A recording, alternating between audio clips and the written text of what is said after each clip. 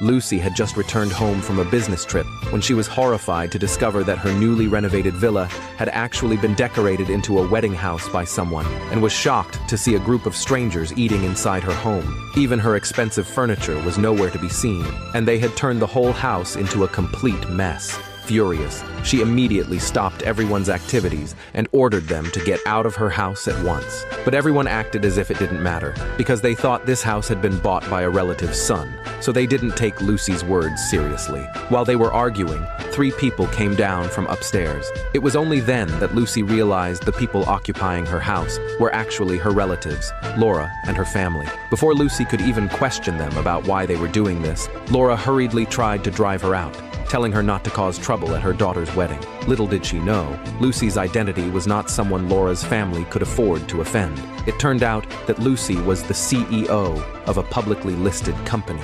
Relying on years of hard work, she had gone from a small-town girl to a successful businesswoman. She had even bought a luxury villa worth tens of millions through her own efforts. But unexpectedly, when Lucy went to check on the villa's renovation results, the distant relatives Laura and her daughter Anna showed up uninvited. Before Lucy could even react, they began wandering around her villa. When they saw Lucy living in such a big villa, they were filled with envy.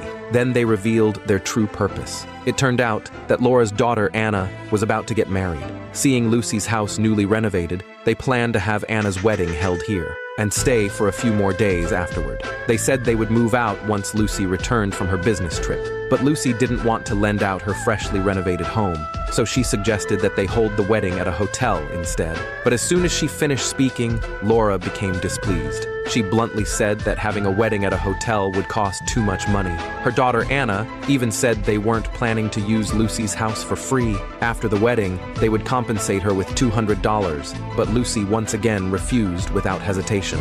Hearing this, Laura immediately accused Lucy, saying that it was a waste for a single woman to live in such a big house. Why couldn't she just help her relatives? Seeing Lucy's firm attitude, Laura dropped the act. She bluntly said that if Lucy didn't lend them the villa, their families would cut off all ties. She even threatened to have her son, who had just become a manager, fire Lucy from her job. But what they didn't know was that Jack was nothing more than Lucy's subordinate. Seeing her relatives being so unreasonable, Lucy didn't want to argue with them any further. In a fit of anger, she kicked the 2 of them out.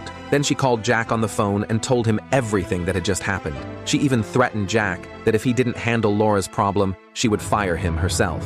Fearing he would lose his job, Jack immediately called his mother. He told her not to provoke Lucy, but unaware of the truth, Laura even told her son to fire Lucy. Just as Jack was about to tell his mother the truth, he was called away by his staff for a meeting. So he hurried